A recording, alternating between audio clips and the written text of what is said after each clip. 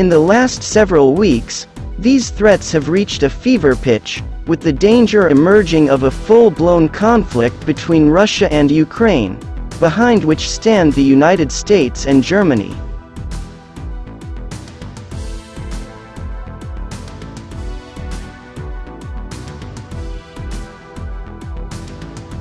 Over the last 7 days, the Ukrainian government has called on NATO to admit the country to the transnational military alliance, appealed for stepped-up NATO intervention in the Black Sea, and announced that Ukrainian forces will be conducting joint exercises with NATO later this year.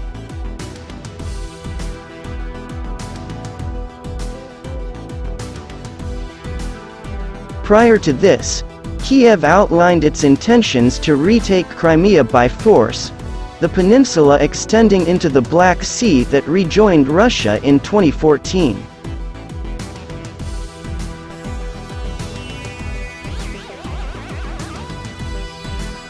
Fighting has also intensified between Ukrainian and Russian allied forces in the Donbass, where breakaway republics emerged in 2014 after a coup orchestrated by Washington and Berlin brought to power a far-right anti-Russian government in Ukraine.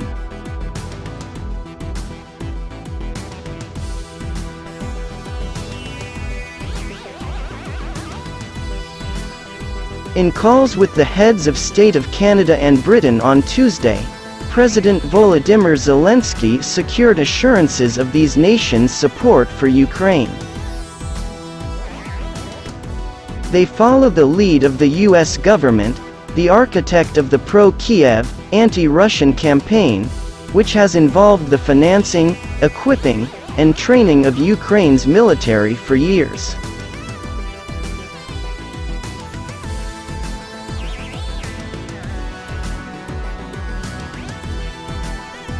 Writing for the Atlantic Council, American political analyst Stephen Blank appealed Tuesday for the U.S. to go further and upgrade Ukraine's air force in order to make clear the hard and tangible long-term strategic costs Russia must bear for its malign conduct.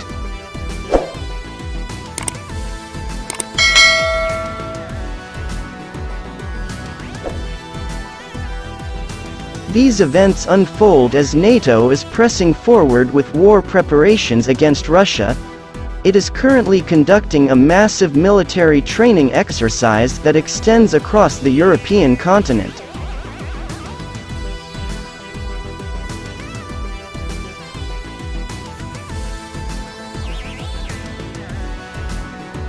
Defender Europe 2021, involving 27 nations and 30,000 troops and unfolding in 12 countries, demonstrates, according to the U.S. Army's Europe and Africa Division, our ability to serve as a strategic security partner in the Western Balkans and Black Sea regions while sustaining our abilities in Northern Europe, the Caucasus, Ukraine, and Africa.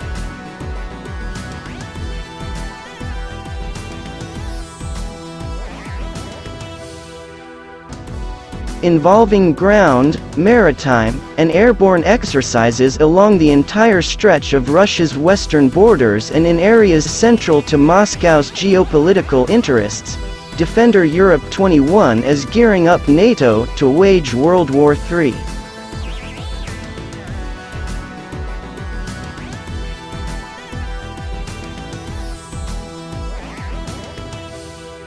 The consequences of such a conflict would be, at the very least, the loss of tens of millions of lives in Europe and Russia and, most likely, the nuclear annihilation of the planet, as the U.S. military has repeatedly made clear that it is prepared to use atomic weapons to secure American interests.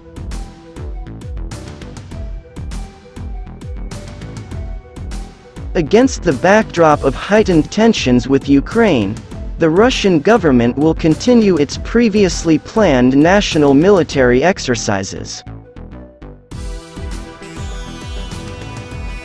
The country's combat capability and readiness tests will take place during April, involve land and sea forces, and include more than 4,000 separate events taking place across the country, even in the most remote regions.